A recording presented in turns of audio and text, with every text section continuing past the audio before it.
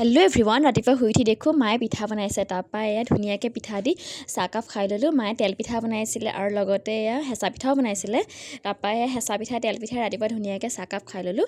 চাহ তাহ খাই বৈ পিনি গা পা ধুই পিনি তাৰপৰা আকৌ আজি মাহী ঘৰলৈ যাব ওলালোঁ। বহুত দিনৰ মূৰত মাহী ঘৰত যাম ভাবি আছিলোঁ। আজি তাকে মাহী ঘৰলৈ বুলি ওলালোঁ।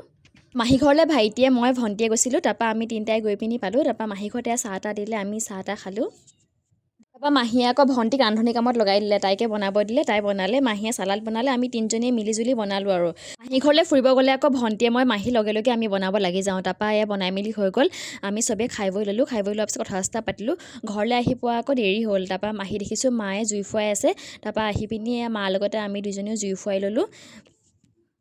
ৰাতিলৈ আকৌ ভাত খাবলৈ আবাই হাঁহৰ মাংস আনিছে। তাৰপৰা দেখিছে নহয়, আবাকে পিঁয়াজ কাটিব লগাই দিলে আৰু তাৰপৰা মায়ে ধুনীয়াকৈ জুইকুৰা ধৰি দিলে, ভণ্টিয়ে জুইতে ধুনীয়াকৈ হাঁহৰ মাংসখিনি বনালে। তাৰপৰা ৰাতি আজি এনেদৰে হাঁহৰ মাংস দিয়ে ভাত সাঁজ খালোঁ।